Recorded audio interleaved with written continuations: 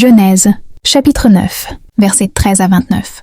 J'ai placé mon arc dans la nue, et il servira de signe d'alliance entre moi et la terre. Quand j'aurai rassemblé des nuages au-dessus de la terre, l'arc paraîtra dans la nue, et je me souviendrai de mon alliance entre moi et vous, et tous les êtres vivants, de toute chair, et les eaux ne deviendront plus un déluge pour détruire toute chair. L'arc sera dans la nue, et je le regarderai.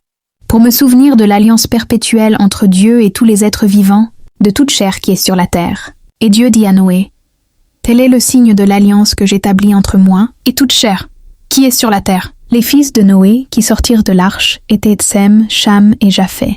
Cham fut le père de Canaan. Ce sont là les 3 fils de Noé, et c'est leur postérité qui peupla toute la terre. Noé commença à cultiver la terre et planta de la vigne.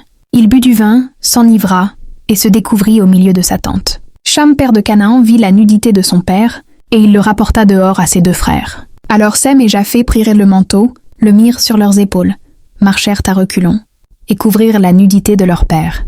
Comme leur visage était détourné, ils ne virent point la nudité de leur père. Lorsque Noé se réveilla de son vin, il apprit ce que lui avait fait son fils cadet, et il dit, « Maudit soit Canaan, qu'il soit l'esclave des esclaves de ses frères. » Il dit encore, « Béni soit l'Éternel, Dieu de Sem, et que Canaan soit leur esclave. Que Dieu étende les possessions de Japheth, qu'il habite dans les tentes de Sem, et que Canaan soit leur esclave. » Noé vécut, après le déluge, 350 ans. Tous les jours de Noé furent de 950 ans. Puis il mourut,